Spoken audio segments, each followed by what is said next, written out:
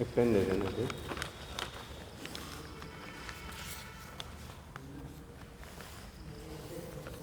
Pen ही नहीं लाया फिर।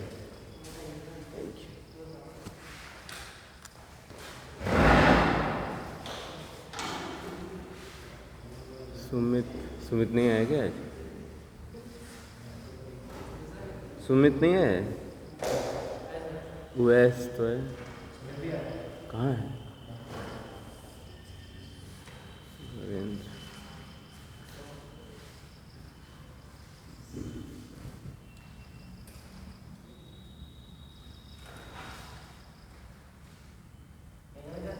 आइए। आकाश बाला कौन है?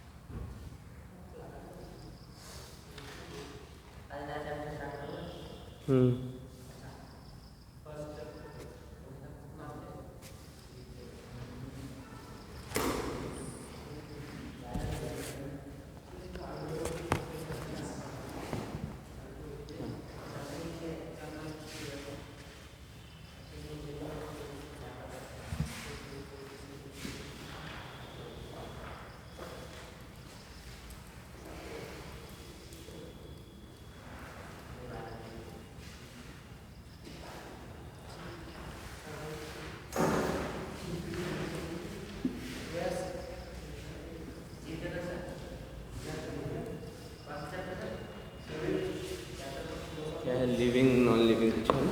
पहला चैप्टर क्या नाम है चैप्टर का? The living word.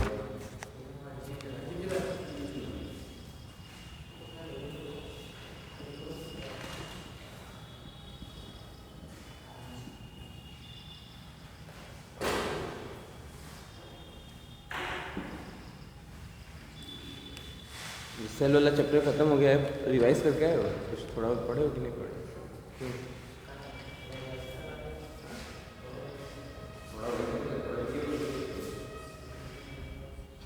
करके आए हो?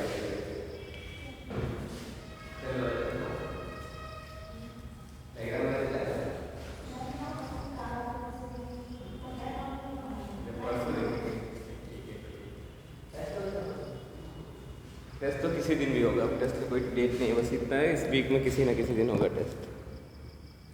टेस्ट सडन होगा। चलो देखो, कोई भी लिविंग ऑर्गेनिज्म है,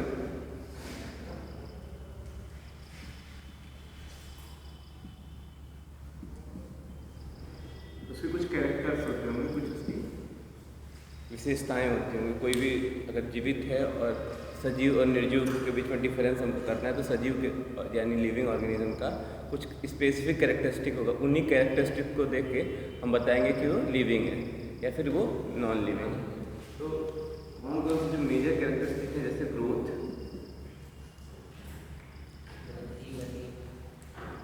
दूसरा रिप्रोडक्शन,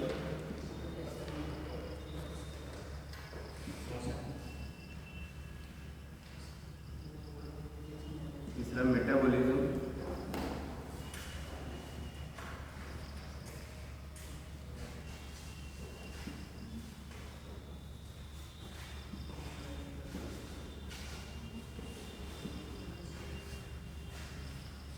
मेजर 4 कैरेक्टरिस्टिक्स होते हैं किसी भी लिविंग ऑर्गेनिज्म को डिफाइन करने के लिए। ये पर्टिकुलर जो ऑर्गेनिज्म है वो लिविंग है नॉन लिविंग है उसके लिए कुछ ढेर सारे कैरेक्टर्स होते हैं, लेकिन ये मेजर जो 4 कैरेक्टरिस्टिक होते हैं वो कौन सा? ग्रोथ उनके में होना चाहिए, रिप्रोडक्शन होना चाहिए, मेटाबॉलिज्म होना चाहिए और कॉन्शियसनेस होना चाहिए। ग्रोथ क्या होता है? कोई सेल है, इसकी साइज में इंक्रीज हो रहा है, तो क्या हुआ? ग्रोथ का एग्जाम्पल होगा। या फिर ये भी हो सकता है कोई सेल है वो मल्टीप्लाई करके एक सेल से 2 सेल बना रहा है, ये भी ग्रोथ का एग्जाम्पल है। जैसे हमारी बॉडी में ग्रोथ हो रही है, पहले हम लोग छोटे रहे होंगे फिर धीरे धीरे बड़े होंगे, तो हमारे में ग्रोथ कैसी हुई होगी? एक तो सेल का जो हमारा वॉल्यूम होगा वो बड़ा होगा, दूसरा चीज़ सेल डिवाइड करके नंबर ऑफ सेल इंक्रीज करी होंगी, तो हमारा क्या कहते हैं जो साइज है, हाइट है, लेंथ है, ब्रेथ है, वो सब इंक्रीज किया होगा। तो ग्रोथ बेसिकली दो टाइप का हो रहा है ना, एक तो सेल के साइज में इंक्रीज हो रहा है और दूसरा नंबर में इंक्रीज हो रहा है, ठीक है। तो ये एक तरह का ग्रोथ हुआ। अब देखो क्वेश्चन आएगा कि सर ग्रोथ तो नॉन लिविंग में भी होता है, निर्जीव में भी होता है। अगर हम लोग सैंड ड्यून्स की बात करें, बालू की रेत के टीले देखे हो, रेगिस्तान में रेत के टीले होते हैं ना, ऐसे साथ देखे हो तो बड़े हो जाते हैं, उनके में भी तो ग्रोथ होता है। तो ये क्या है, एक्सेप्शन है। लेकिन एक डिफरेंस है इन दोनों को, जो भी लिविंग ऑर्गेनिज्म में ग्रोथ होता है वो हमेशा इंटरनल ग्रोथ है। कैसा ग्रोथ होता है, इंटरनल ग्रोथ। और जो नॉन लिविंग होता है वो एक्सटर्नल ग्रोथ होता है। क्या डिफरेंस है एक्सटर्नल ग्रोथ और इंटरनल ग्रोथ? ऐसा तो है नहीं कि कोई भाई साहब है, नाम है कोई भी नाम है, मोहन है, छोटा सा बच्चा था, ठीक है, छोटा बच्चा था ये, अब इसके में ग्रोथ हुआ, ये बड़ा हुआ। ऐसा तो नहीं हुआ कि नहीं नहाया, गंदगी इसके शरीर पे लिपटी रही, इसका ग्रोथ हो गया, ऐसा तो नहीं ना हुआ। सेल के इंक्रीज से ग्रोथ हो रहा है ना, तो बाहर से कुछ डिपोजिशन होने की वजह से तो ग्रोथ हो नहीं रहा है। तो ऐसे ग्रोथ को क्या कहेंगे, इंटरनल ग्रोथ कहेंगे, क्योंकि अंदर से ग्रोथ हो रहा है। सेल क्या है, डिवाइड हो रही है, सेल का साइज बड़ा हो रहा है, इस बेसिस पे ग्रोथ हो रहा है। पर यहाँ पे देख रहे हैं, यहाँ पे बालू था, ढेर सारे बालू का टीला था, और धीरे धीरे क्या हुआ, उसके ऊपर डिपोजिशन हुआ और ढेर सारे रेत का, सैंड का, तो ये बड़ा हो गया। तो ये जो यहाँ पर ग्रोथ कैसे हो रही है, एक्सटर्नल हो रही है, बाहर से चीज़ें आकर उस पर डिपॉजिट हो रही है। तो अगर हमको डिफरेंस बताना हो लिविंग में कैसा ग्रोथ होता है और नॉन लिविंग में कैसा ग्रोथ होता है, तो क्या होगा, लिविंग में हमेशा इंटरनल ग्रोथ होगा और नॉन लिविंग में हमेशा एक्सटर्नल ग्रोथ होगा। ठीक, इतना क्लियर हुआ कि नहीं हुआ? कोई एक्सेप्शन है ऐसा कि ग्रोथ लिविंग में एक्सटर्नल होता हो? कैसे बताओ? हाँ, नहीं होगा, हमेशा ये डेफिनिट है। इसलिए इस कैरेक्टर को हम लोग बोलते हैं कि ये लिविंग ऑर्गेनिज्म का डेफिनिट कैरेक्टर है, इसमें कोई एक्सेप्शन नहीं है। ठीक है, जो इंटरनल ग्रोथ होता है वो कैसा क्या है, कैसा कैरेक्टर है, डेफिनिट कैरेक्टर है किसी लिविंग बीइंग का। डेफिनिट कैरेक्टर का मतलब होता है कि ये चेंज नहीं होगा, ये फिक्स है कि इंटरनल ग्रोथ जो है वो डेफिनिट फैक्टर है, ये होगा ही होगा। ऐसा नहीं है कि बाद में ये चीज़ें चेंज हो जाएंगी कि नहीं इंटरनल ग्रोथ किसी नॉन लिविंग में देखने को मिले, नहीं, हमेशा लिविंग में इंटरनल ग्रोथ ही मिलेगा, कभी एक्सटर्नल ग्रोथ देखने को नहीं मिलेगा। इसलिए इस कैरेक्टर को हम लोग क्या बोलते हैं, ये डेफिनिट कैरेक्टर है किसी भी लिविंग ऑर्गेनिज्म। क्लियर है? एक सेकेंड जो है इट इज रिप्रोडक्शन।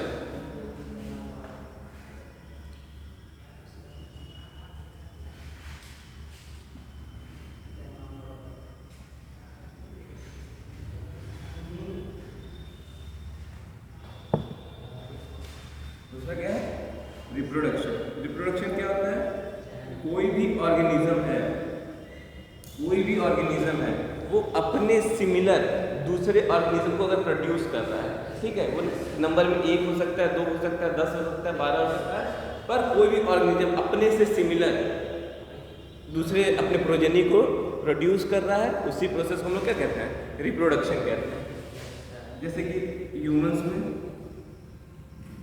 काऊ में, तो जितने भी लिविंग ऑर्गेनिज्म सब में हमको रिप्रोडक्शन देखने को मिल जाता है। इसमें क्या करते हैं कि वो कोई भी इंडिविजुअल है, मतलब इंडिविजुअल का मतलब कोई एक ऑर्गेनिज्म है, वो क्या करेगा, अपने प्रोजेनी को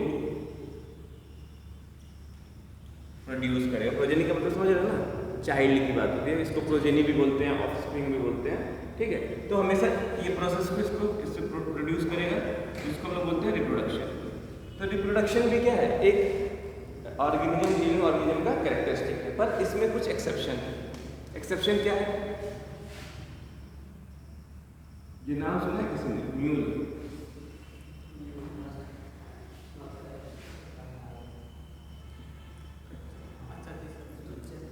अच्छा सुना तो है ना, खच्चर। खच्चर को इंग्लिश में म्यूल कहते हैं। क्या होता है, गधा।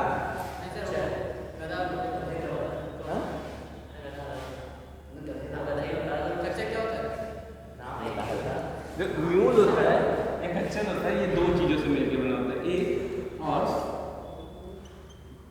Female horse plus male डॉन्की।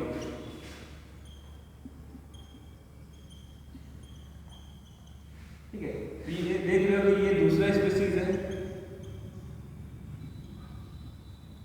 और ये दूसरी स्पीसीज है। ये दो स्पीसीज से मिलके बनता है। जो हमारा म्यूल होता है वो किससे बनता है? दो स्पीसीज से मिलके बनता है। मतलब फीमेल हॉर्स होती है और मेल डॉन्की होता है। इसको हम लोग क्या कहा जाते हैं, ये ऐसे नहीं हो जाता है। लैब में हम लोग इनके फीमेल हॉर्स का एग लेंगे और इस मेल डॉन्की का स्पर्म लेंगे, दोनों को फ्यूज कराएंगे और फ्यूज कराने के बाद म्यूल का फॉर्मेशन होगा। इतना क्लियर है? ये प्रोसेस जो होता है नेचुरली नहीं होता है। प्रोसेस जो है नेचुरली नहीं होता है। ये क्या हो गया? तो ये जो प्रोसेस है वो नेचुरली नहीं होता है, ये हमेशा आर्टिफिशियल होता है। आर्टिफिशियल मतलब हम लोग इसको लैब में कंडक्ट कराते हैं। तो ये जो म्यूल बनता है इसका नेचर कैसा होता है? ये स्टेराइल होता है। स्टेराइल का मतलब कि ये रिप्रोडक्शन नहीं कर सकता, नो रिप्रोडक्शन। रिप्रोडक्शन डजंट होता है।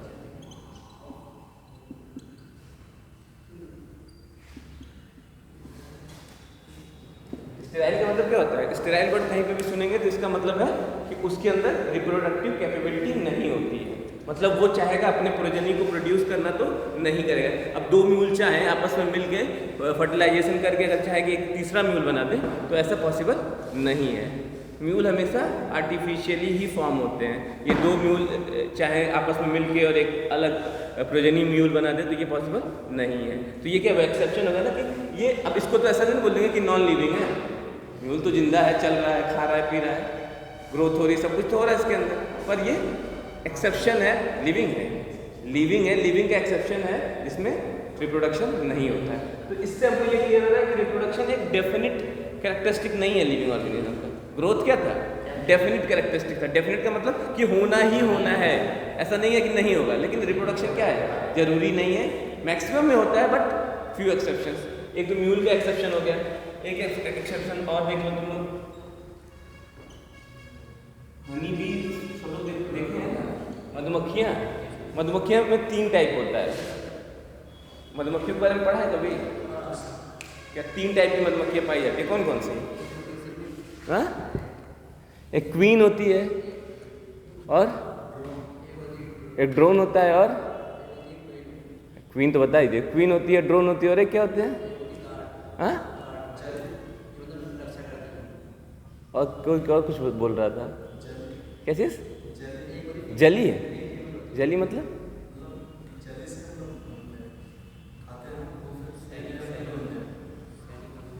हाँ, मतलब सोल्जर जिनको बोलते हैं। बेसिकली जो 3 टाइप की होती हैं, उसमें से एक टाइप की जो हनी बीज होती हैं उनके अंदर स्टेराइल नेचर की होती है, वो भी रिप्रोडक्शन नहीं कर पाती हैं। उनका काम बस इतना ही होता है। तो एक जो क्वीन होती है, उसमें जो क्वीन होती है सिर्फ ये रिप्रोडक्टिव नेचर की होती है। इसके अलावा जो भी है, जो नेक्टर्स वगैरह लेके आ रही हैं, ठीक है, लेबर की तरह काम कर रही है, गार्ड की तरह काम कर रही हैं, उनको क्या, उनका नेचर कैसा होता है? वो स्टेराइल नेचर की होती है, वो रिप्रोडक्शन नहीं कर सकती है। सिर्फ जो क्वीन होती है उसमें वही रिप्रोडक्शन कर सकती है। बाकी जो होती है सिर्फ सहायक होती है, एक तरह से सहायिका होती है उस क्वीन की, जो एक सकते स्लेव्स होती हैं, जो क्वीन के लिए नेक्टर लेके आएंगी, जो क्वीन जब घूमने कहीं चली जाएगी तो जो छत्ता होगा उसकी रक्षा करेगी। तो ये जो बाकी क्वीन के अलावा और जो मेल होता है वो उसको ड्रोन बोलते हैं, उन दोनों के अलावा बाकी जितने भी प्रेजेंट होंगे उस छत्ते में, तो सारे के सारे कैसे होते हैं? स्टेराइल होते हैं। और ये नेचुरली ऑकर होते हैं, ऐसा नहीं कि हम उनको आर्टिफिशियली बना रहे हैं, वो नेचर ने ही ऐसे बनाया है। तो स्टेराइल है वो, तो स्टेराइल है का मतलब उनके में रिप्रोडक्शन नहीं होता है। तो वो लिविंग है तो ना, है कि नहीं लिविंग? क्वीन और ड्रोन बस आपस में रिप्रोड्यूस करते हैं और प्रोजेनी पैदा करते हैं। बाकी जितनी भी मधुमक्खियाँ होती हैं उनमें रिप्रोडक्शन नहीं होता। हाँ,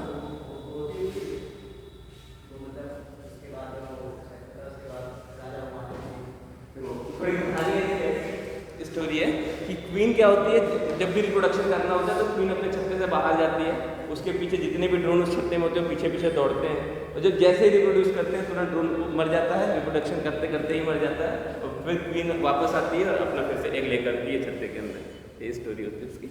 ठीक है, पढ़ेंगे कभी, ये एनिमल बिहेवियर का एक पार्ट है। एक और एग्जाम्पल है sterile couple, sterile human couple.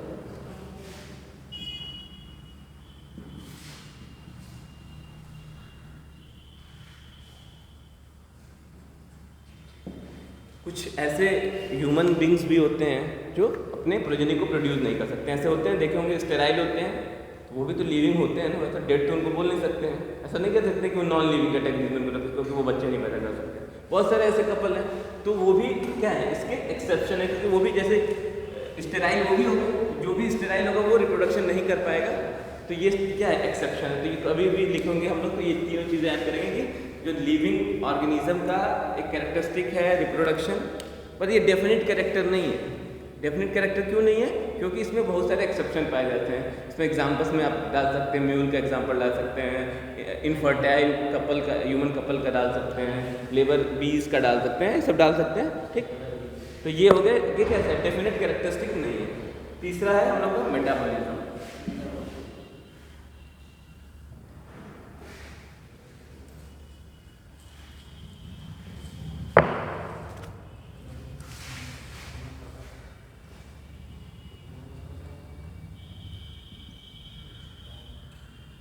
Metabolism को हम लोग सिंपल वर्ड में अगर समझ सकते हैं तो हमारे बॉडी में या किसी पर्टिकुलर सेल के अंदर जो भी केमिकल रिएक्शंस होते हैं उनके सम को हम लोग क्या बोलते हैं, मेटाबॉलिज्म बोलते हैं। कोई भी रासायनिक क्रिया अगर जो हमारे बॉडी में या पर्टिकुलर किसी सेल में हो रही है, उनके समेशन को, उनके जोड़ को हम लोग क्या बोलेंगे, मेटाबॉलिज्म बोलेंगे। रिएक्शंस कितने टाइप के हो सकते हैं? बेसिकली दो टाइप के हो सकते हैं। इसमें मतलब A + B, ए बी बना रहा, ऐसी कंडीशन हो सकती है। या एक कंडीशन हो सकती है ए बी जो है टूट रहा हो A + B में। दो कंडीशन हो सकते हैं ना, केमिकल रिएक्शन है, किसी भी केमिकल रिएक्शन की ये दो कंडीशन हो सकते हैं ना। एक बड़ा रुई है, एक छोटा रुई है, दोनों मिलके बहुत बड़ा रुई बना दिए, एक ऐसी कंडीशन। एडअप हुए दो छोटे, एक बड़ा रुई है, एक टूट रहा है, दो छोटे छोटे रुई होंगे, ये भी इसी तरह के दो रिएक्शन हो सकते हैं ना बेसिकली जनरली। जुड़ना नहीं होता, ठीक है। तो कोई भी मेटाबॉलिज्म है वो बेसिकली दो टाइप का होता है। जब इनमें एडिशन होता है A + B = AB, ऐसे टाइप के रिएक्शन को हम बोलते हैं कैटाबॉलिज्म। क्या बोलते हैं? कैटाबॉलिज्म। कैटाबॉलिज्म में क्या होता है, कोई भी दो इंडिविजुअल आके आपस में ऐड होंगे, ठीक है, एडिशन होगा, तो वैसे को क्या बोलेंगे, कैटाबॉलिज्म। ठीक, मेटाबॉलिज्म के दो टाइप होते हैं, एक कैटाबॉलिज्म और एक एनाबॉलिज्म। एनाबॉलिज्म में ब्रेकडाउन होता है, टूटते हैं A + AB, इसमें तो A + B में टूट रहे हैं। अरे मैथमेटिक्स मत लगाना कि A + B = AB कैसे कर दिए सर, मैं केमिकल रिएक्शन की बात कर रहा हूँ, कोई भी चीज़ ऐड करने की बात कर रहा हूँ, मैथमेटिक्स मत लगाना।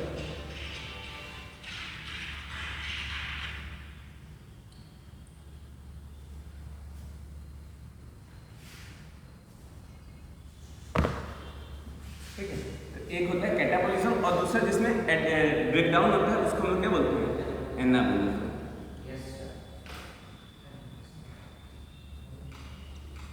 कैटाबॉलिज्म और एनाबॉलिज्म होता है यानी मेटाबॉलिज्म होता है, ये भी एक कैरेक्टरिस्टिक है किसका, लिविंग ऑर्गेनिज्म का। कोई भी लिविंग ऑर्गेनिज्म है उसके अंदर मेटाबॉलिज्म पाया ही जाएगा। ऐसा कोई लिविंग ऑर्गेनिज्म नहीं है जिसके अंदर मेटाबॉलिज्म नहीं पाया जाएगा। अगर मेटाबॉलिज्म नहीं मिलेगा मतलब सिंपल सी चीज़ है, कोई रिएक्शन नहीं होगा, एनर्जी नहीं प्रोड्यूस होगी, तो इंसान कैसे चलेगा? होती है, बिल्कुल होती है, एक्सेप्शन है। यहाँ पे देखो क्या है, अब क्या होगा कि हम लोग ये अभी बात होता है कि हमारे ये हो रहा है मेटाबॉलिज्म और कैरेक्टरिस्टिक। आप कहेंगे सर हम तो घर पे चाय बनाते हैं, वो भी तो एक तरह का रिएक्शन ही होगा। कोई भी चीज़ हम लोग करते हैं, हम लोग टेस्ट ट्यूब में भी कोई रिएक्शन कराते हैं, वो भी मेटाबॉलिज्म का रिएक्शन हो सकता है ना, रिएक्शन हो रहा है। तो देख प्लांट तो यार लिविंग है ना, मैं उसको प्लांट को बार बार नॉन लिविंग बना रहा हूँ। मैं बता रहा हूँ कि मेटाबॉलिज्म हमारे बॉडी के लिए ज़रूरी है। हमारा मतलब कोई भी लिविंग ऑर्गेनिज्म है उसके अंदर मेटाबॉलिज्म होता है, पर उसके अलावा हम लोग लैब में भी मेटाबॉलिज्म करा सकते हैं, हम लोग भगोने में भी करा सकते हैं। तो ये थोड़ा ये डेफिनेशन कैसा होगा कि मतलब मेटाबॉलिज्म इससे पता चला कि ये डेफिनेट कैरेक्टर नहीं है। तो इससे ये पता चला ना कि मेटाबॉलिज्म कोई डेफिनेट कैरेक्टर नहीं है।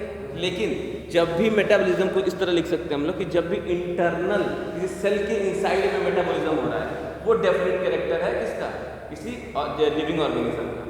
अब किसी सेल के अंदर हो रहा है ये तो पॉसिबल नहीं है ना। कोई सेल है,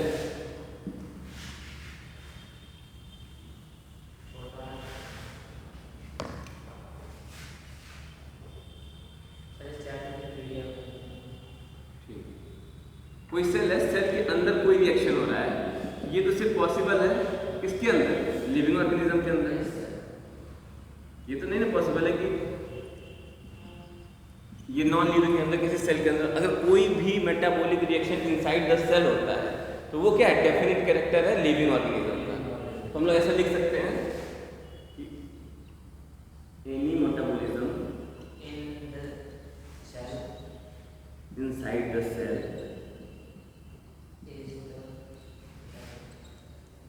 is definite characteristic of living.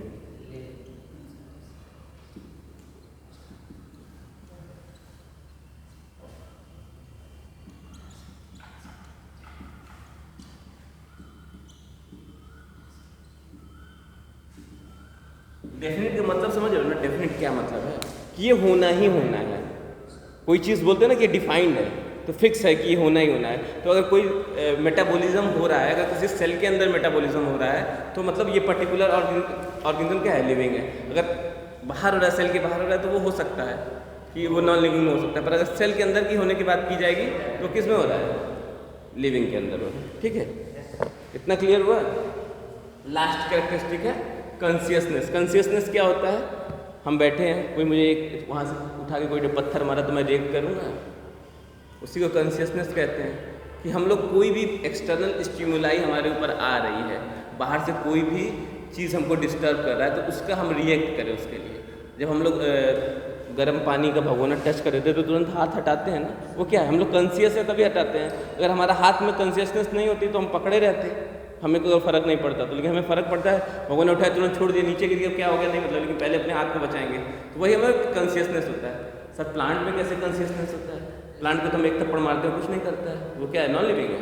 नहीं, वो दूसरे तरह के स्टिमुलाई को रिस्पॉन्ड करता है।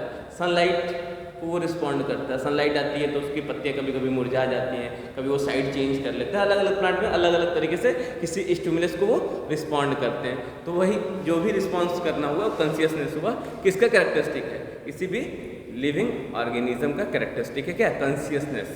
एक्सेप्शन है, कोई पर्सन है कोमा में है, उसको हम लोग जाके मारें, उसके साथ उसका पैर कोई रिएक्शन नहीं हुआ, पर वो लिविंग तो है ना, वो तो मर तो गया नहीं है, वो क्या है, लिविंग के कैरेक्टरिस्टिक। तो यही एक एक्सेप्शन है।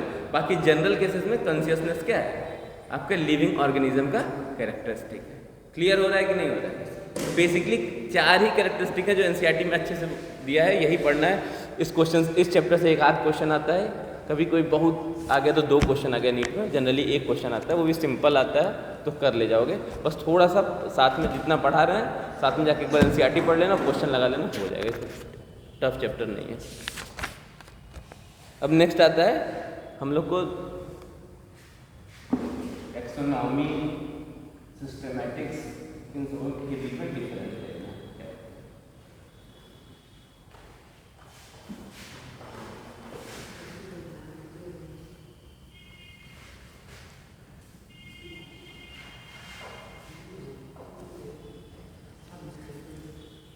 इन चारों के अलावा कोई लिविंग ऑर्गेनिज्म में कैरेक्टरिस्टिक हो सकते हैं, तुम लोग बताओ।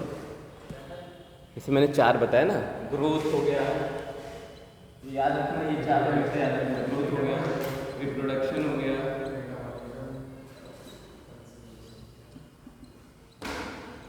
मेटाबॉलिज्म हो गया, कॉन्शियसनेस हो गया, कॉन्शियसनेस। इसके अलावा तो कोई कैरेक्टरिस्टिक हो सकते हैं लिविंग ऑर्गेनिज्म के, बताओ। इसलिए 4 तो हम लोग को डिफाइंड है, एनसीईआरटी में पढ़ना है तो पढ़ रहे हैं। ऐसे तुम लोग के हिसाब से कुछ और भी कैरेक्टर हो सकता है लिविंग ऑर्गेनिज्म का। क्या चीज़? रेस्पिरेशन, श्वसन, बिल्कुल हो सकता है। और बताओ, और सोचो, बताओ यार, और क्या हो सकता है? रेस्पिरेशन सबको पता है ना क्या होता है, सांस लेते हैं हम लोग, ठीक है। सेलुलर रेस्पिरेशन में हम लोग पढ़ चुके हैं, सब नहीं पढ़े?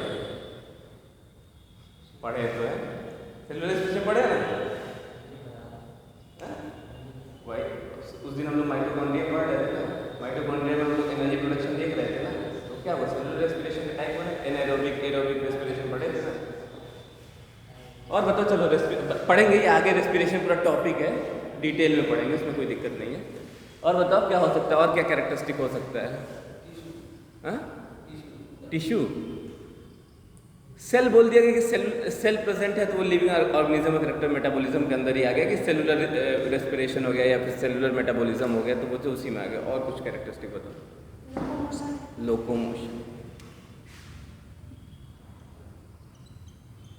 लोकोमोशन मतलब मूवमेंट, बेसिकली एक जगह से दूसरी जगह चलना। और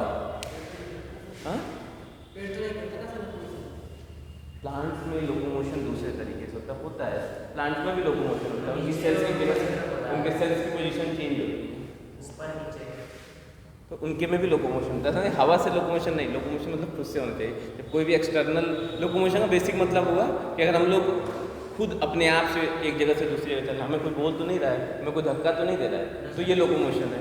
अब गाड़ी में बैठ के चले तो वो लोकोमोशन नहीं है हमारे लिए, वो तो गाड़ी अपना लोकोमोट कर रही है, वो हम नहीं करेंगे क्योंकि वो एक बाहरी एक्सटर्नल फोर्स लग रहा है। ठीक है, लोकोमोशन प्लांट्स में भी होता है, उसकी सेल्स होती है एक जगह से दूसरी जगह। कोई प्लांट है, छोटा प्लांट है, ग्रो करेगा, इसलिए ये पर्टिकुलर सेल है, जब ये बड़ा होगा तो सेल क्या ग्रो करके इधर लोकोमोशन हुआ कि नहीं, इसके अंदर होता है, इसके अंदर होता है। और बताओ, और कुछ सोचो यार, तुम लोग लिविंग ऑर्गेनिज्म और डेली देखते हो, खाते पीते घूमते रहते हो, देख बताओ तो ईटिंग को क्या बोलेंगे? सही बोल रहे हो, ईटिंग क्या बोलेंगे उसके लिए? वर्ड क्या होगा? न्यूट्रिशन।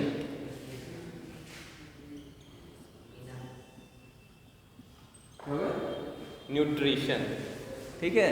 तो रिस्पिरेशन हो गया, लोकोमोशन हो गया, न्यूट्रिशन हो गया, ये सब क्या है? ये भी सभी कैरेक्टरिस्टिक्स हैं किसके? तुम्हारे लिविंग ऑर्गेनिज्म के। और ऐसा सोच के कुछ लिखो यार तुम लोग अपने कॉपी में, लेकिन इसी सब चीज़ें होंगी ना।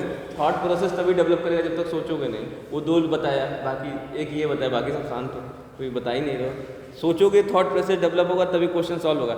देखो, नीट में अगर तुमको 340 350 लाना है तो इतना ज़्यादा कॉमन सेंस रख के चलना पड़ेगा, क्योंकि किताब दो इतनी मोटी मोटी है और एक एक लाइन से क्वेश्चन आता है, तो सारा याद होगा। 8 बार 9 बार पढ़े रहेंगे तो भी याद, कुछ भूलने के चांसेस हैं। पर कॉमन सेंस लेके जाएंगे तो इतने नंबर ले आएंगे, 350 भी ला देंगे। 360 के लिए थोड़ा एक्स्ट्रा एफर्ट मारना पड़ेगा, लेकिन 350 एनसीईआरटी प्लस कॉमन सेंस हो जाएगा। लेकिन अगर कॉमन सेंस नहीं रहेगा तो ये 300 भी लाना मुश्किल हो जाएगा। कॉमन सेंस बहुत जरूरी है। कॉमन सेंस कैसे आता है?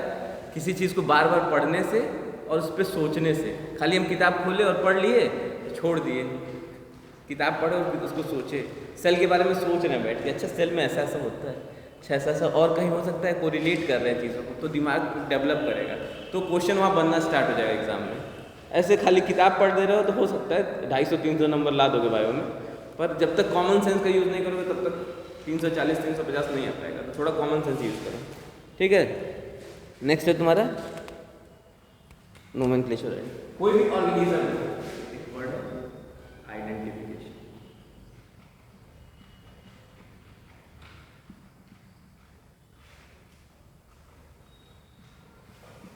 चलो मान लो कभी तुम लोग गए अपने बगल में, कौन सा है, पीलीभीत टाइगर रिजर्व में घूमने चले गए कभी, अब वहाँ पे तुमको एक ऐसा ऑर्गेनिज्म मिला जिसको तुम पहचानते ही नहीं हो, कभी देखा ही नहीं है, नए तरीके का कोई ऑर्गेनिज्म मिल गया।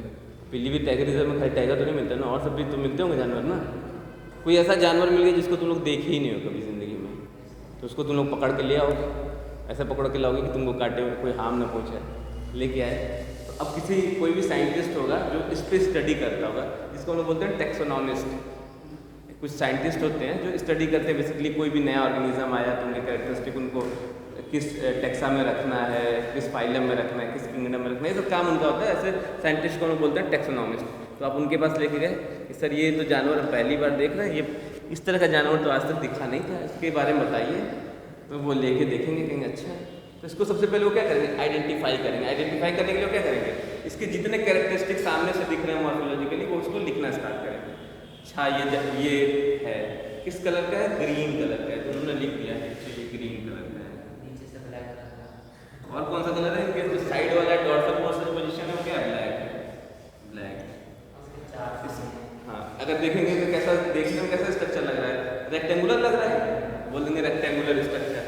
कैरेक्टरिस्टिक्स इसका लिखते जाएंगे, ठीक है।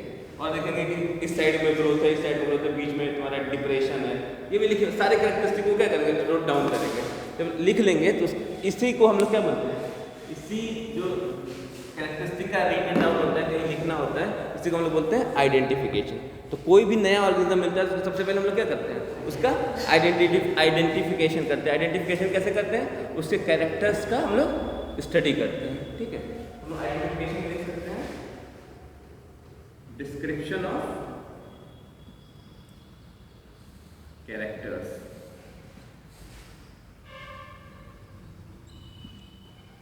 ठीक है। क्या लिखेंगे, डिस्क्रिप्शन ऑफ कैरेक्टर्स, मतलब उसके कैरेक्टर्स का हम लोग डिस्क्रिप्शन दे रहे हैं ना। अब ये है, इसके बारे में पूरा एक एक चीज़ हमने बताया।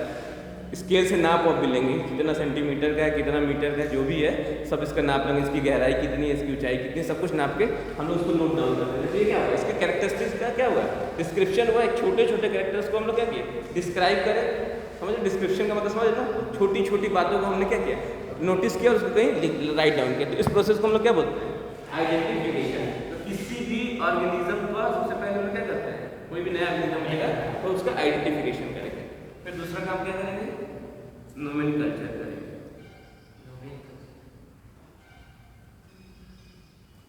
नोमेनक्लेचर बोलते हैं,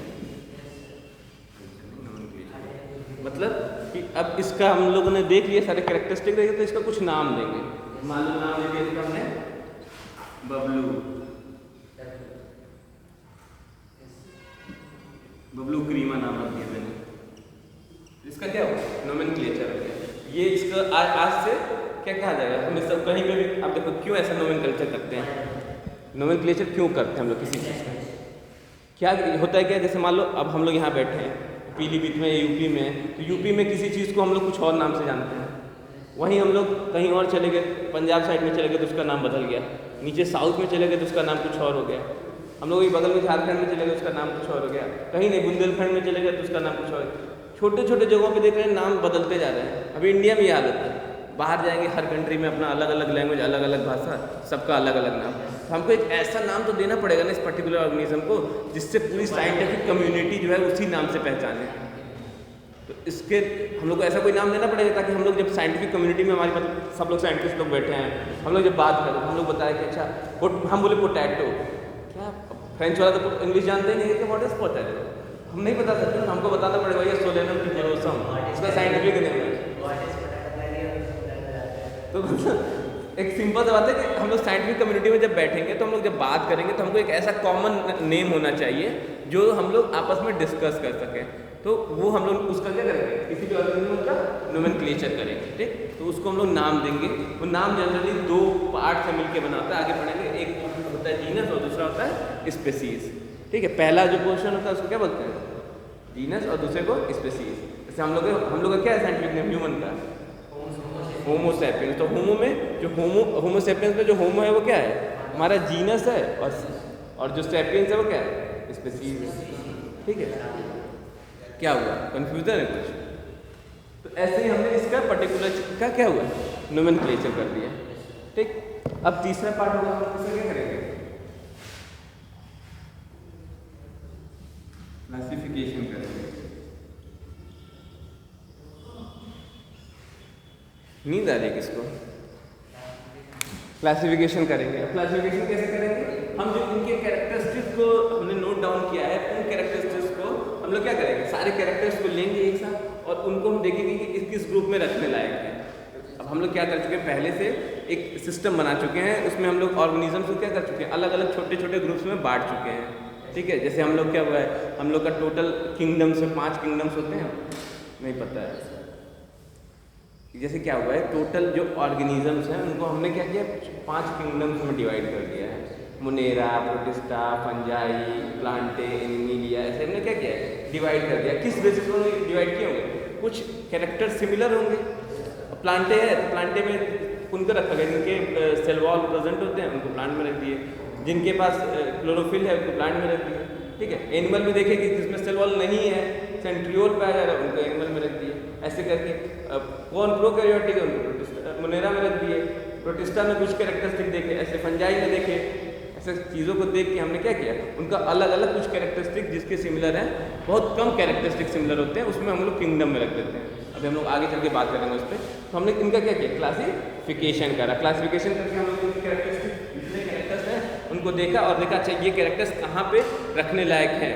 जैसे मान लो हम लोग कोई ऑर्गेनिज्म पाए होंगे, ठीक है, तो देखेंगे कि इसके कैरेक्टर्स किससे किससे मिलते हैं। तो अच्छा किसी पर्टिकुलर ऑर्गेनिज्म से मिल रहे हैं तो हम लोग उसी स्पीसीज में डाल देते हैं। ऐसा कर सकते हैं ना। अगर मान लो कैरेक्टर में थोड़ा डिफरेंस है, सेम स्पीसीज के नहीं है, सेम जीनस में तो हो सकता है। अब मान लो पहले तुम्हारा मान लो जैसे टाइगर खोजा गया होगा, बाद में बिल्ली खोजी गई होगी, हो सकता है ऐसा खोजा गया होगा। बिल्ली पहले खोज दी गई होगी, ठीक है चलो तुम्हारी बात मान लिया, फिर टाइगर खोजा गया होगा। तो उन लोग की फैमिली क्या अलग सेम फैमिली के हैं, तो देखा होगा कि उनके कुछ कैरेक्टर्स आपस में मिल रहे हैं, इसलिए उनको एक सेम फैमिली में रख दिया गया, तो वो चीज़ें हुई होंगी। तो तीसरा जो कंडीशन होता है, पहला आइडेंटिफिकेशन, दूसरा नोमेनक्लेचर और तीसरा क्लासिफिकेशन।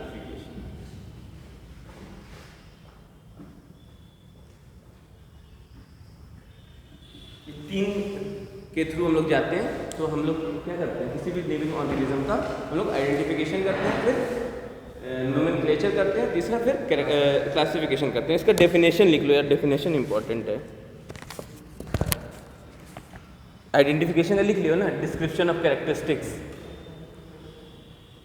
ये पॉइंट लिख लो। दूसरा वाला क्या था तुम्हारा, नोमेनक्लेचर लिखो। एनसीईआरटी में दिया है, एनसीईआरटी हो तो उसमें वो भी कर सकते हो तुम लोग, लाइन कर सकते हो कि there is need to standardise, there is need to standardise, हाँ हिंदी में भी बोल रहे हैं।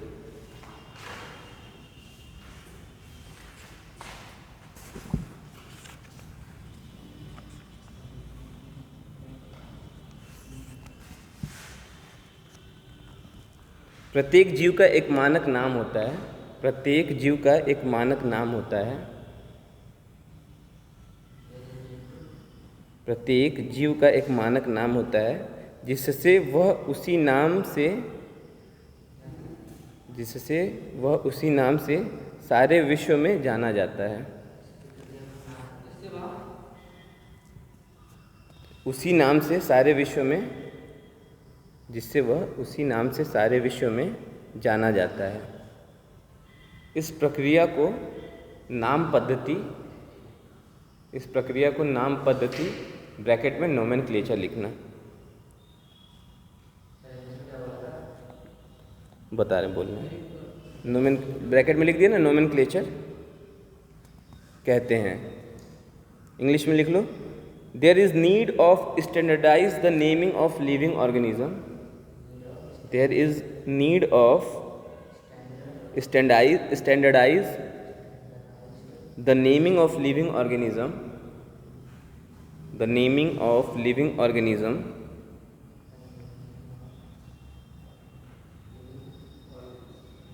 the naming of living organisms such that a particular organism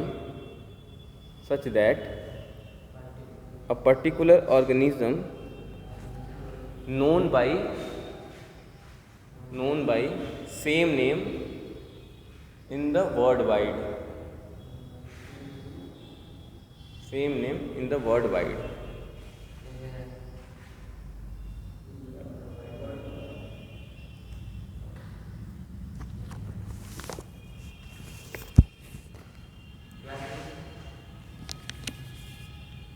classification लिखो। हाँ वर्गीकरण,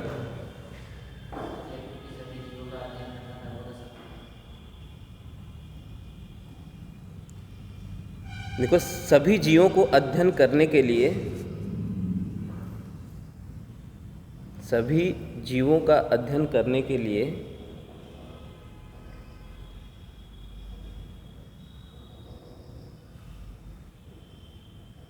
हम एक ऐसी युक्ति बनाते हैं,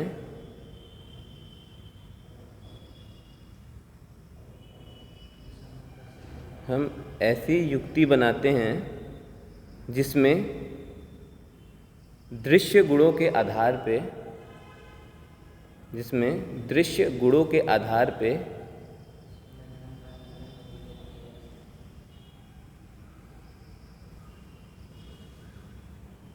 दृश्य गुणों के आधार पे इन्हें वर्ग में वर्गीकृत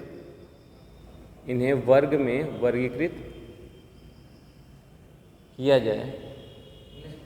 बोल रहे हैं, एक डेफिनेशन खत्म है। वर्ग में वर्गीकृत किया जाए। इस प्रक्रिया को वर्गीकरण कहते हैं।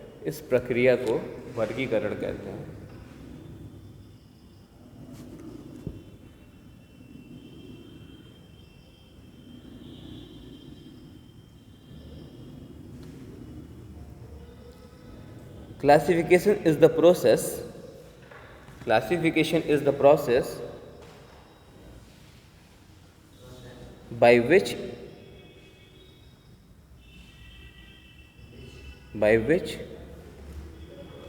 organisms of similar characters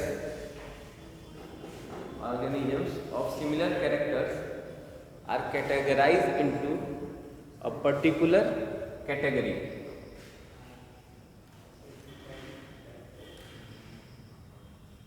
In a particular category, the process is known as classification. Category. The process is known as classification.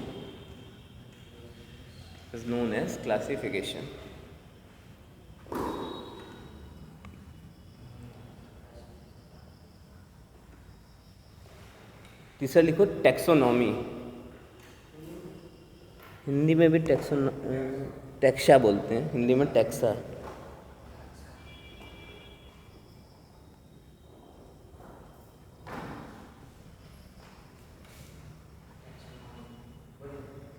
English में लिखो पहले। Based on characteristics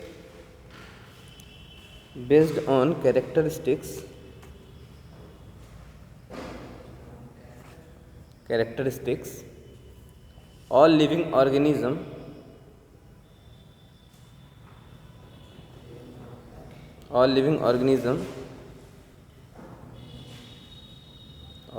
organisms are classified into different taxa.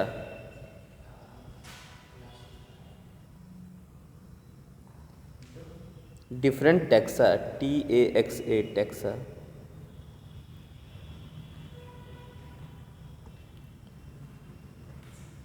Comma, science of theory and procedure of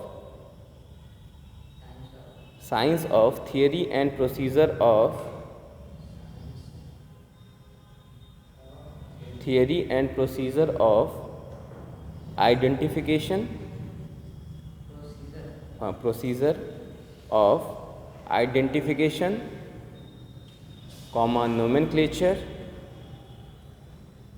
and classification.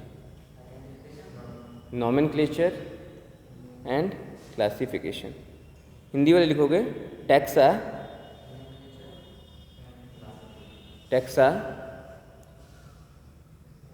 ऐसा विज्ञान है, एक ऐसा विज्ञान है जो पहचानना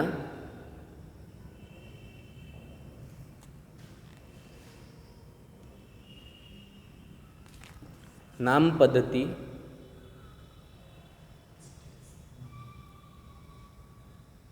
एवं वर्गीकरण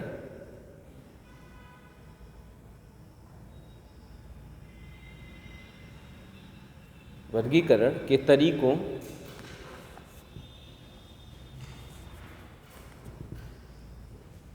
एवं सिद्धांतों के बारे में बात करता है। तरीकों एवं सिद्धांतों के बारे में बात करता है।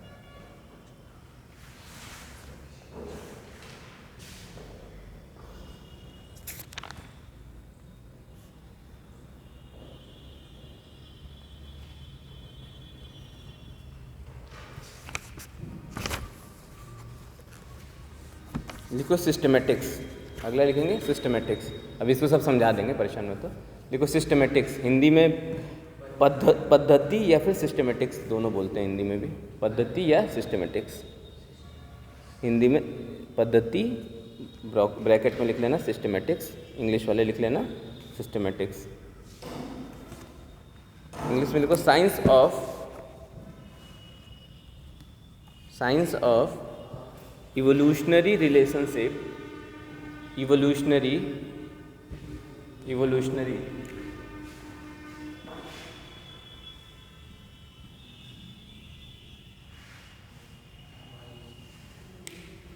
साइंस ऑफ इवोल्यूशनरी रिलेशनशिप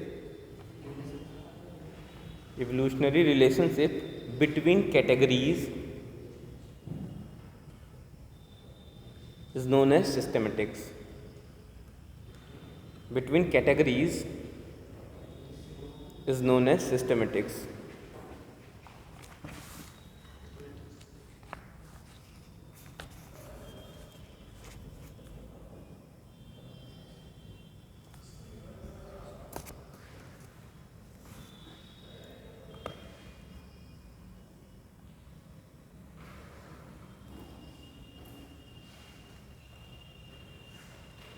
लिखो सिस्टम, हिंदी में सिस्टमेटिक्स विज्ञान की वह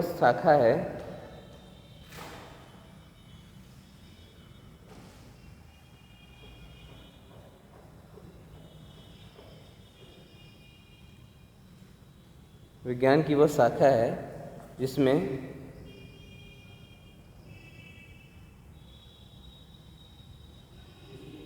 हम विकासवादी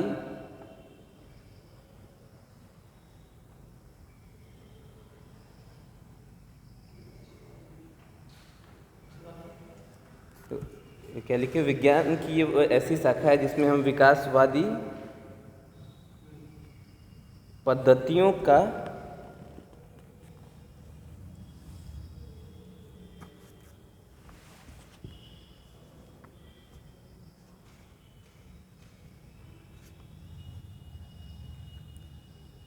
ऐसे लिखो, जिसमें हम विकासवादी विविधता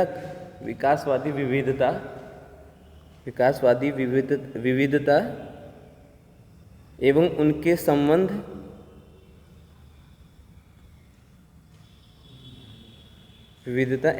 संबंध के बारे में अध्ययन करते हैं।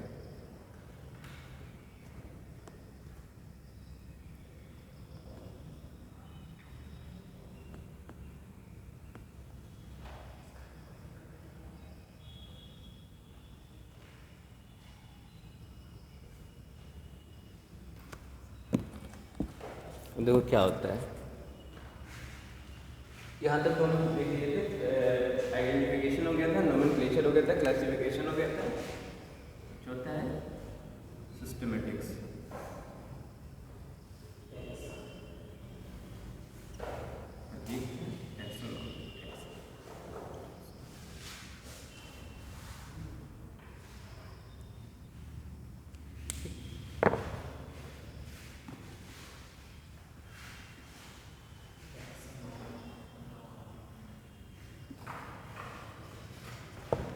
तो हम लोग क्या करते हैं,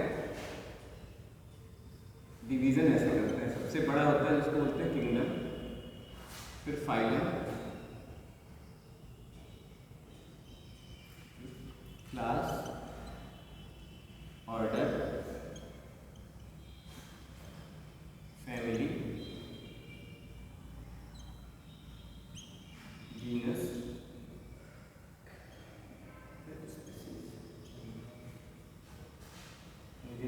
देते हैं।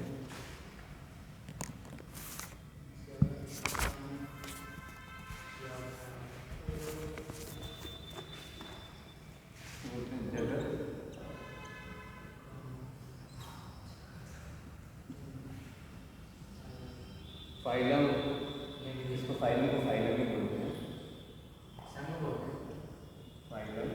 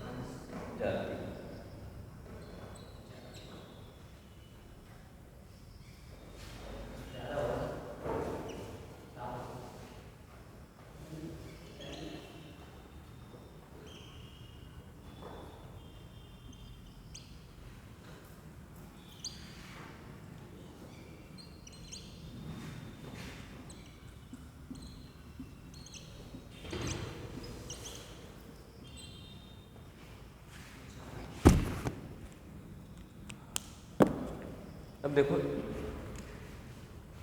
हम लोग क्या करते हैं, जब भी डिवीज़न करते हैं तो इस बेसिस पे डिवीज़न करते हैं, ठीक है।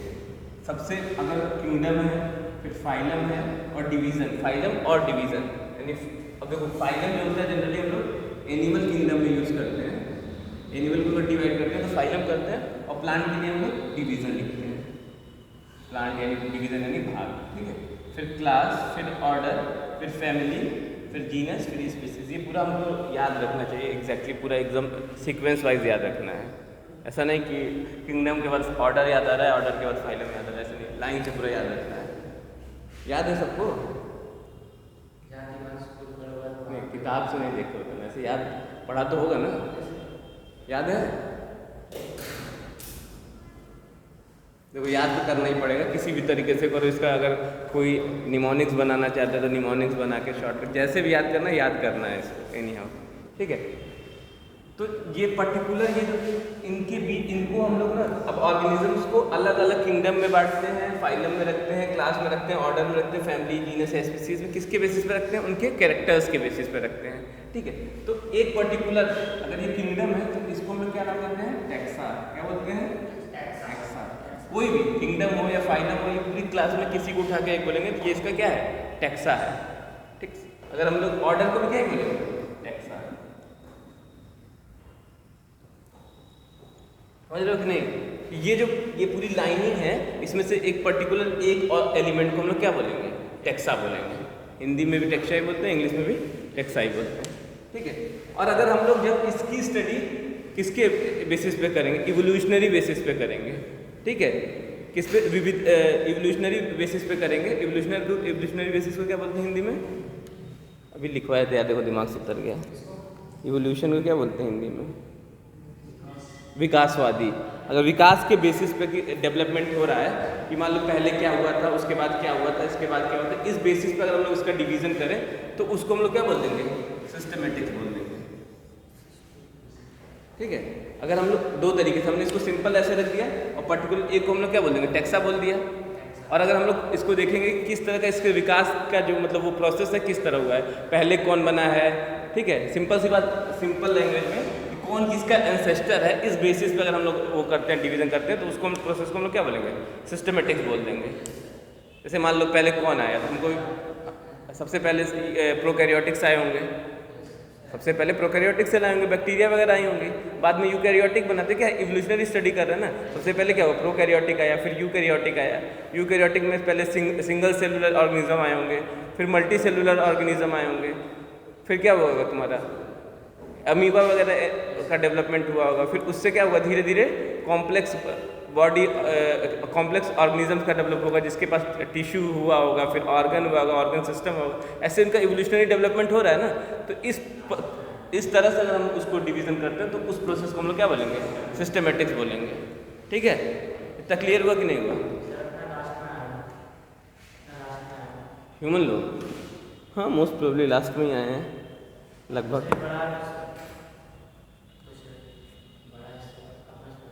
नहीं देखो, बेसिक इवोल्यूशन का बेसिस हम लोग जो मानते हैं वो ब्रेन के डेवलपमेंट को मानते हैं। तो हम लोगों से होमो सेपियंस, जब हम लोग इवोल्यूशन पढ़ेंगे तो हम लोग से भी ज़्यादा ब्रेनी लोग हुए हैं।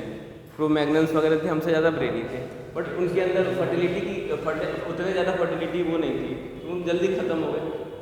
तो दोनों चीज़ें होती हैं, ऐसा नहीं है। ऐसा जो सर्वाइव कर गया, इंपॉर्टेंट इवोल्यूशन में खाली हमेशा आगे बढ़ना ही नहीं है, सर्वाइव करना भी इंपॉर्टेंट होता है। बहुत सारे ऑर्गेनिज्म आए होंगे, डायनासोर भी आए, बहुत ताकतवर था, बस सर्वाइव नहीं कर पाया, ख़त्म हो गया।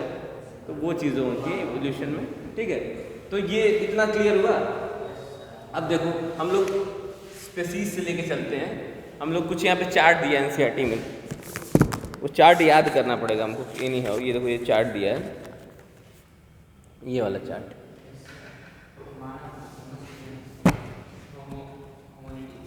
तो हिंदी में भी दिया है यहाँ पे।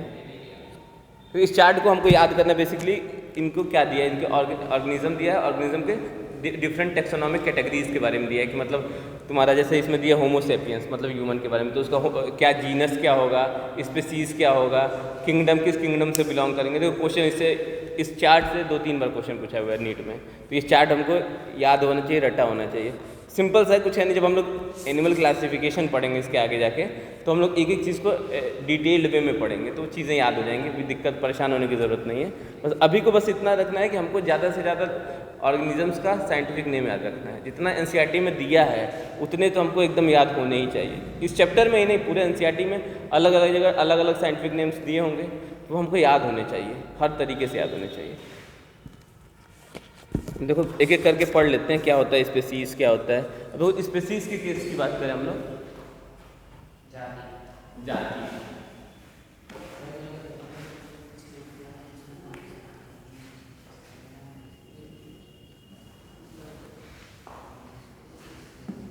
थोड़ा बोरिंग चैप्टर होता है, पर ठीक है, एक क्वेश्चन आता है तो वो कर लेंगे, इसमें कुछ ज़्यादा इंटरेस्टिंग नहीं होता है।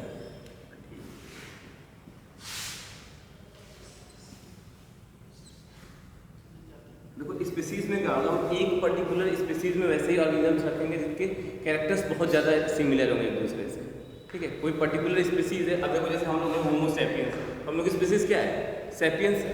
तो लगभग हम लोग का अगर मॉर्फोलॉजी देखें, एनाटॉमी देखें, मतलब बाहर से देखने में कैसे लग रहे हैं, अंदर से अगर हम लोग किसी ऑर्गन सिस्टम को देखा जाए तो कैसा है, एनाटॉमी काटने के बाद जो हमारी दिख रही बॉडी, हमारे अंदर मेटाबॉलिज्म कैसा हो रहा है, लगभग सिमिलर है, सब में लगभग सिमिलर है। तो हम लोग क्या है, एक पर्टिकुलर एक स्पीसीज के अंदर रख दिया गया। एनाटॉमी मतलब किसी चीज़ को काटने के बाद हम लोग जब उसकी स्टडी करते हैं तो उसको बोलते हैं एनाटॉमी। और मॉर्फोलॉजी बोलते हैं जो बाहर से देख के हम तुमको बता दिए, तो उसको हम लोग बोलते हैं मॉर्फोलॉजी, ठीक है, बाहर से। तो स्पीसीज में हम लोग क्या देखेंगे कि कोई क्लोज्ड ग्रुप होगा जिनके कैरेक्टरिस्टिक क्या होंगे, बहुत ज़्यादा सिमिलर होंगे, ठीक है।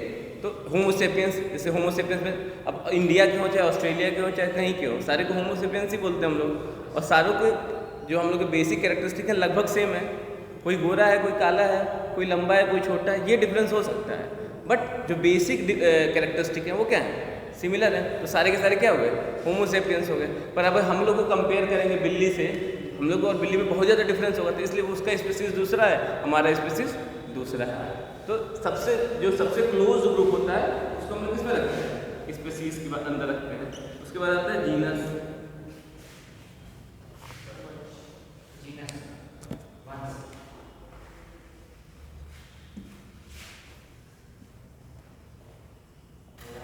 जीनस यानी वंश। अब देखो एक आलू सब देखे होंगे, ठीक है, और बैगन भी सब लोग देखे होंगे।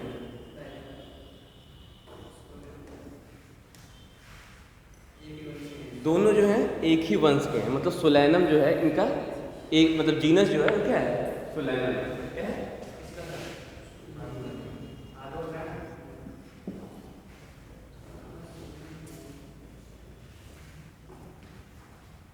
इन दोनों का जो क्या है, कॉमन क्या है, सोलैनम।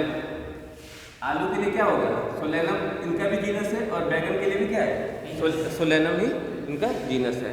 पर अगर इनका स्पीसीज क्या है, डिफरेंट है। जैसे इस आलू का क्या स्पीसीज होगा, ट्यूबरोशियम, और बैगन का क्या होगा, हाँ कोई बोल रहा है, सही बोल रहा है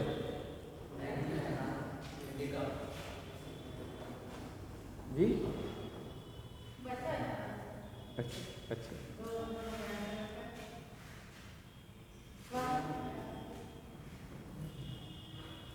ठीक है, कोई दिक्कत।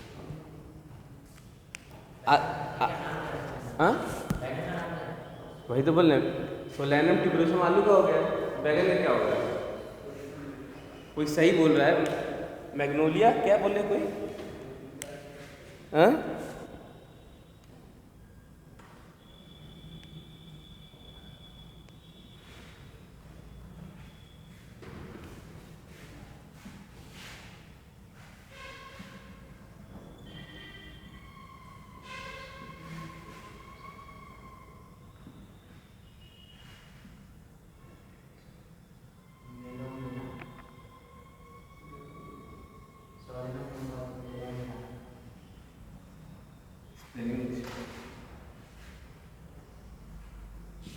ठीक है। तो इन दोनों का देख रहे हो कि क्या है, जीनस क्या है, सेम है, और स्पीसीज अलग है। स्पीसीज से भी हमको मतलब नहीं, हमको ये देखना है कि दोनों का जीनस क्या है, सेम है, मतलब कि ये दोनों आपस में कैसे हैं, इनके बीच में जो कैरेक्टरिस्टिक है, स्पीसीज की इतना तो कॉमन कैरेक्टरिस्टिक्स नहीं है, पर अगर हम लोग देखेंगे इनके जीनस में तो बाकियों की अपेक्षा इनके कैरेक्टर्स क्या हैं, एक दूसरे से काफ़ी सिमिलर हैं, ठीक है। तो इनको हम लोग क्या रखेंगे, एक कॉमन जीनस में रखेंगे। फिर एग्जाम्पल अगर और भी ले सकते हो, जैसे तुम लोग ले सकते हो पैंथेरा। पैंथेरा पैंथेरा में क्या आता है तुम्हारा, लियो भी आता है, टाइग्रिस भी आता है,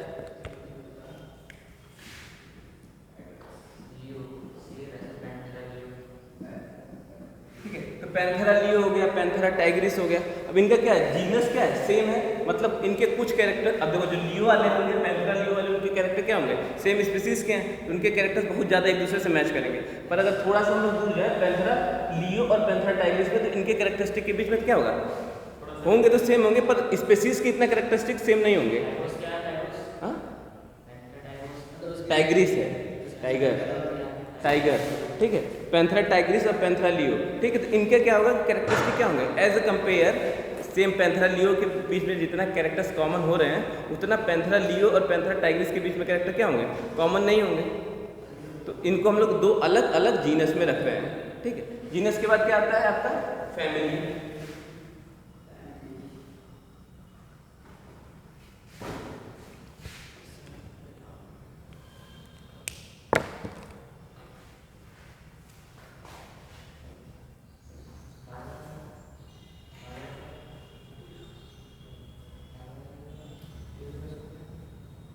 अब देखो जैसे जैसे हम लोग नीचे जाएंगे, ठीक है, स्पीसीज में सबसे अधिक कैरेक्टर है, फिर हमारा क्या होगा, जीनस। यहाँ पे कॉमन कैरेक्टर्स क्या होंगे, यहाँ पे मैक्सिमम कॉमन कैरेक्टर्स होंगे, क्या होंगे, मैक्सिमम कॉमन कैरेक्टर्स।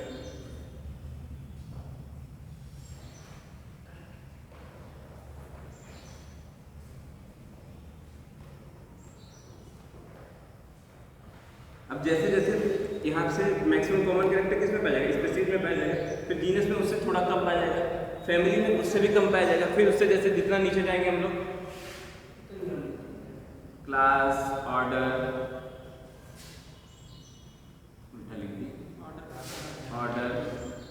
फिर क्लास, फाइलम,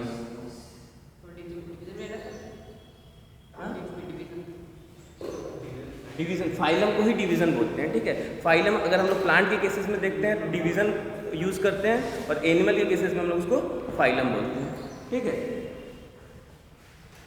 और लास्ट होता है किंगडम। अब देखिए किंगडम में क्या होगा, बहुत ही कम कैरेक्टरिस्टिक। अब हम लोग एक एक एग्जाम्पल देख सकते हैं कि हम लोग एग्जाम्पल लेंगे किंगडम का।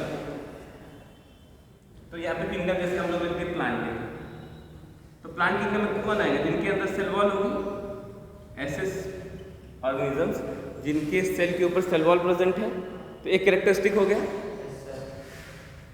एनिमल, इनके पास सेल वॉल क्या होगा, एब्सेंट होगा, सेंट्रियोल प्रेजेंट होगा, उनको हम लोग किसके अंदर रख देंगे, एनिमल के अंदर रख देंगे, ठीक है। फिर फाइलम के बारे में हम लोग बात करें तो एक एग्जांपल लेते हैं कॉर्डेटा का, ठीक है। कॉर्डेटा जिसके अंदर क्या कहते हैं तुम्हारा, नोटोकॉर्ड प्रेजेंट हो, ठीक है। कशेरुकी और अकशेरुकी पढ़े हो ना, तो भाई नोटोकॉर्ड अगर प्रेजेंट है और नोटोकॉर्ड एब्सेंट है, इस बेसिस पे हम लोग क्या करेंगे, इनको फाइलम्स में डिवाइड कर देंगे। फिर क्लास, अब इसी मतलब एक ही क्लास के, इसमें देखो मान लो कोई कॉर्डेटा है, कॉर्डेटा में तुम्हारे कई सारे एक क्लास कॉमन क्लास में ले आ जाएंगे, मैमेलिया, प्राइमेट्स वगैरह, ये सब इसी में आ जाएंगे ना।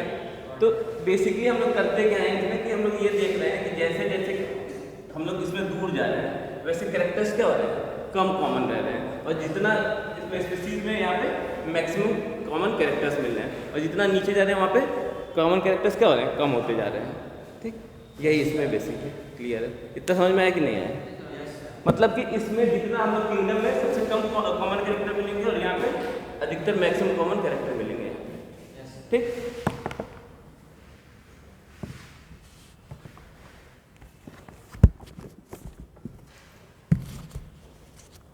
लास्ट है तुम्हारा टेक्सोनॉमिकल एड्स, ठीक है। क्या है, टेक्सोनॉमिकल एड्स।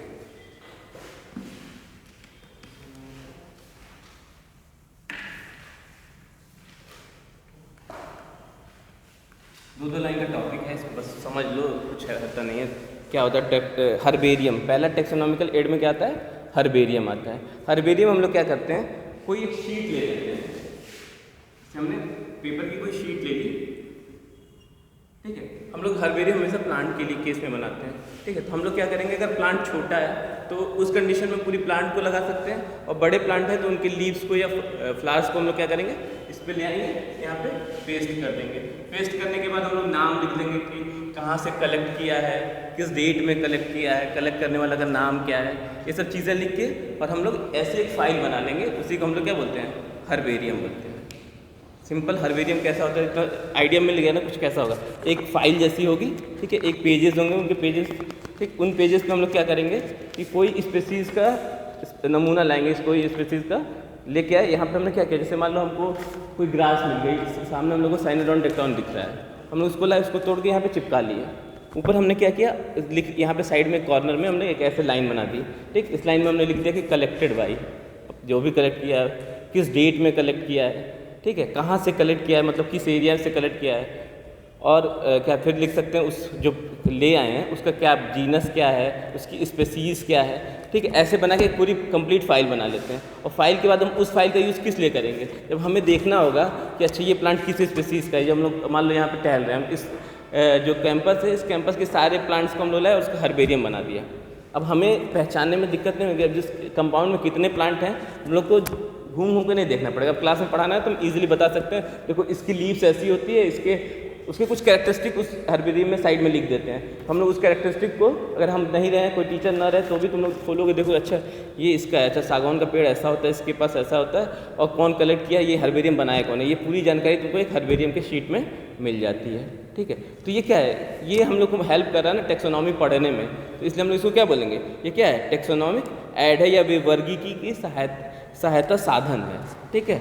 वर्गीकरण करने के लिए जो साधन है उसका हम लोग यूज़ करते हैं। एक हो गया हर्बेरियम, दूसरा हो गया तुम्हारा बोटेनिकल गार्डन। अब देखो बोटेनिकल गार्डन क्या होता है, पता है किसी को बोटेनिकल गार्डन क्या होता है? हाँ, हिंदी नहीं पूछ रहे थे, मतलब बेसिकली होता क्या बोटेनिकल गार्डन। कोई इंस्टीट्यूट, जनरली जो बोटेनिकल गार्डन होता है किसी बड़े इंस्टीट्यूट में ही होता है, ठीक है। कोई जहाँ पे स्टडी हो रही है प्लांट वगैरह की, वहाँ पे उसको बनाया जाता है। हाँ, तो अब करते क्या है हम लोग, कोई एक एरिया ले लिए, वहाँ पे हम लोग क्या करेंगे, अलग अलग जगह, अब देखो कोई एरिया हमने यहाँ लिया, यहाँ पे कुछ प्लांट्स पहले से हैं, उनको नहीं, हम अलग अलग बाहर से प्लांट लाएंगे, जो प्लांट यहाँ पे नहीं हो सकते हैं, उन प्लांट्स को एक एक स्पेसीज़ को, एक या दो स्पेसीज़ को ले आके हम लोग यहाँ पे लगा देंगे।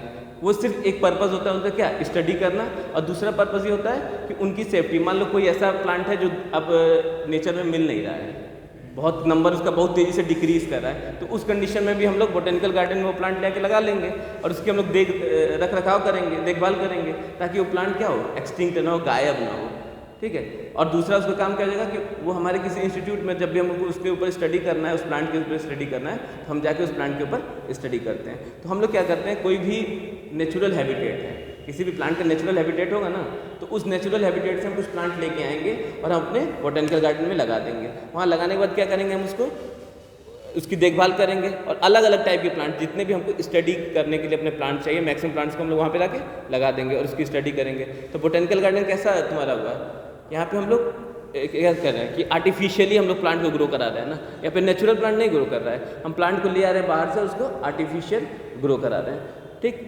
फिर अगला है आपका म्यूज़ियम। म्यूज़ियम क्या होता है, बेसिकली लैब्स, कोई भी अगर लैब वगैरह में चले जाएंगे तो इसमें हम लोग क्या करते हैं कि कोई भी ऑर्गेनिज्म, कोई प्लांट हुआ, कोई एनिमल हुआ, उसको हम लोग पकड़ेंगे और किसी लिक्विड में डाल देंगे, ताकि उसकी बॉडी क्या करे, डिग्रेड ना करे। जैसे मान लो नॉर्मली अगर हम लोग कोई छिपकली है, मर गई, कुछ दिन बाद वो अपने आप डिग्रेड करके खत्म हो जाएगी, पर एक ऐसा लिक्विड होता है, ठीक है, फॉर्मेल्डिहाइड जिसको बोलते हैं, उसमें हम लोग क्या करते हैं, उसको डिप कर देते हैं। डिप करने के बाद उसका क्या होता है, डिग्रेडेशन जो होता है रुक जाता है। फिर उसका हम लोग यूज़ करते हैं स्टडी करने के लिए, अच्छा ये पर्टिकुलर फाइलम का है, उसके ऊपर हम उसका फाइलम, किंगडम, मतलब पूरा क्लासिफिकेशन उसके ऊपर हम लोग लिख देते हैं पेपर की हेल्प से, और उसको हम लोग स्टडी करने के लिए यूज़ करते हैं। वो प्लांट के केस में भी हो सकता है और एनिमल के केस में भी हो सकता है, ठीक है। फ़ोटोज़ तुम लोग को हम दिखा देंगे कैसा होता है, इसमें तो दिया नहीं एनसीईआरटी में, फ़ोटोज़ देख लोगे तो डाउट कुछ है नहीं इसमें, हाँ ले आएंगे थोड़ा सा काम। फिर अगला है जूलॉजिकल पार्क। जैसे तुम्हारा बोटेनिकल गार्डन होता है, उसी की तरह अगर बोटेनिकल गार्डन में हम लोग प्लांट्स को वो कर रहे थे, ये है जूलॉजिकल क्या, हाँ, जो तुम्हारा जूलॉजिकल पार्क है, इसमें हम लोग क्या करते हैं, ऑर्गेनिजम्स को लाते हैं, एनिमल्स को ले आकर रखते हैं। एनिमल्स को हम लोग, अब जैसे मान लो कि हर जगह शेर तो मिल नहीं रहा है, तो हर जगह जिराफ तो मिल नहीं रहा है, कंगारूज मिल नहीं रहे हैं हर जगह, पर हमको क्या करना है, उनकी स्टडी करनी है बेसिकली। तो उनको हम कहेंगे बाहर से जहाँ पे मिलते हैं वहाँ से लेके आएंगे और उनका रख रखाव करेंगे, उनको फूड न्यूट्रिशन देंगे, उनको एक आर्टिफिशियल इन्वायरमेंट देंगे जहाँ पे वो रहेंगे, ठीक है। और उनका यूज़ करके उनको दो तरीके से यूज़ कर सकते हैं, एक तो हम लोग मनोरंजन के लिए यूज़ कर सकते हैं और दूसरा हम लोग स्टडी के लिए यूज़ कर सकते हैं, ठीक। लास्ट है कुंजी या चाबी, इंग्लिश में की बोलते हैं, कुंजी या चाबी या की। अब ये कुंजी क्या होता है, की क्या होता है, बेसिकली हम लोग करते क्या हैं कि मान लो जब हम लोग ये सब, अभी इतना थोड़ा क्लियर नहीं हो रहा है चीज़ें, हम इसलिए जल्दी जल्दी बता रहे हैं, जब इसको पूरा हम लोग एनिमल क्लासिफिकेशन पढ़ लेंगे तो एक एक चीज़ को अच्छे से पढ़ेंगे तो तभी ज़्यादा अच्छे से समझ में आएगा। अब देखो इसमें क्या करते क्या है कि जैसे एक किंगडम है, तो जितने किंगडम है, पाँचों किंगडम के कुछ पॉइंट्स हम लोग लिख लेंगे, इसके बारे में लिख लेंगे कि एनिमल किंगडम कैसा, में क्या क्या पॉइंट है, एनिमल किंगडम में क्या क्या मिलता है, प्लांट किंगडम में क्या क्या मिलता है, कुछ पॉइंट्स लिख लेंगे। और पॉइंट्स हमेशा हम लोग एक जोड़े में लिखते हैं, ठीक है। अब हम लोग कोई ऑर्गेनिज्म लेंगे और ये चेक करना है हमको कि ये एनिमल किंगडम में है या नहीं है, तो उन्हीं दो पॉइंट्स को देखेंगे। अगर एक पर्टिकुलर पॉइंट प्रेजेंट है तो बोल देंगे हाँ है। जैसे मान लो हमको एनिमल किंगडम लेना है, तो एनिमल किंगडम का हम लोग एनिमल किंगडम ले लिए, उसके बारे में हमने कुछ कपलेट में, इसको जोड़े या कपलेट बोलते हैं, हमेशा कपलेट में उसके कुछ कैरेक्टर्स लिखेंगे। एक लिख दिए कि इसमें सेल वॉल नहीं पाई जाती है, ठीक, और दूसरे लिख दिए सेल वॉल पाई जाती है। तो अब हम लोग एक दोनों क्या कंट्रास्टिंग कैरेक्टर है ना, हमको उसमें बगल में लिख देंगे जिसमें सेल वॉल नहीं पाई जाती है, वो क्या है, एनिमल का कैरेक्टरिस्टिक है। अब हम लोग को कोई भी चीज़ मिलेगा उससे हमको मिलाना होगा कि अच्छा इसमें सेल वॉल पाई जा रही है, नहीं पाई, चेक किए, सेल वॉल नहीं पाई जा रही है, मतलब ये एनिमल किंगडम का पार्ट है। इस तरह हम लोग की बनाते हैं और हर लेवल पे बनाते हैं, किंगडम लेवल पे भी की बनाते हैं, फाइलम या डिवीजन लेवल पे भी बनाते हैं, क्लास लेवल पे भी बनाते हैं, ऑर्डर, फैमिली, जीनस और स्पीसीज हर लेवल पे बनाते हैं। तो जैसे जैसे बनाएंगे वैसे वैसे हर की में जो तुम्हारे कैरेक्टरिस्टिक्स होंगे वो बढ़ते जाएंगे। स्पीसीज के लिए बनाएंगे की तो वहाँ पे क्या होगा, कैरेक्टरिस्टिक बहुत ज़्यादा होगा, और वहीं किंगडम के लिए बनाएंगे तो सिर्फ फ्यू नंबर ऑफ कैरेक्टरिस्टिक्स होंगे वहाँ पे। और हमेशा याद रखना इसमें दो चीज़ें कि जितने भी तुम कैरेक्टर्स लिखते हो हमेशा वो जोड़े में लिखते हो, कपलेट में लिखते हो, और दोनों जो कपलेट होते हैं वो एक दूसरे के अपोजिट होते हैं। जैसे हमने बताया ना कि एक में सेल वॉल है, एक में सेल वॉल नहीं है, तो सेल वॉल जिसमें है वो एनिमल किंगडम का पार्ट नहीं, ये नहीं लिखेंगे वो प्लांट का, बस इतना लिखेंगे वो एनिमल किंगडम में नहीं आएगा, वो किस में आएगा, प्लांट किंगडम में। तो ऐसा लिखना नहीं, बस हमको लिख देना है कि एक में सेल वॉल है, दो लाइनें लिखी हमने, एक में लिख दिया कि it have a cell wall और दूसरे में लिख दिया कि it does not possess a cell wall. तो जिसमें लिखे हैं कि it does not possess a cell wall, उसके आगे लिख देंगे it belongs to the animal kingdom. तो सिंपल सा है कि जो ऑर्गेनिज्म में सेल वॉल नहीं मिलेगा उसको हम बता देंगे कि ये एनिमल किंगडम का पार्ट है। तो की जो होता है कॉन्ट्रास्टिंग कैरेक्टर्स को लेके हम लोग बनाते हैं, और ये जो कैरेक्टर्स होते हैं हमेशा कपलेट के फॉर्म में लिखते हैं, ठीक है। इतना क्लियर हो गया। देखो लिखा है इसमें प्रायः युग्मों में युग्मित किया जाता है, जोड़ों में इनको लिखा जाता है, ठीक। बाकी ये चैप्टर तो ख़त्म हो गया, इसमें कुछ है नहीं, बेसिक इतना ही चीज़ें थी, ये देख लेना, थोड़ा सा पढ़ के आना एनसीईआरटी से, जो नहीं समझ में आएगा वो पूछ लेना। बाकी कल सेल वाला चैप्टर अच्छे से पढ़ के आना, उसको हम अच्छे से डिवाइड करेंगे।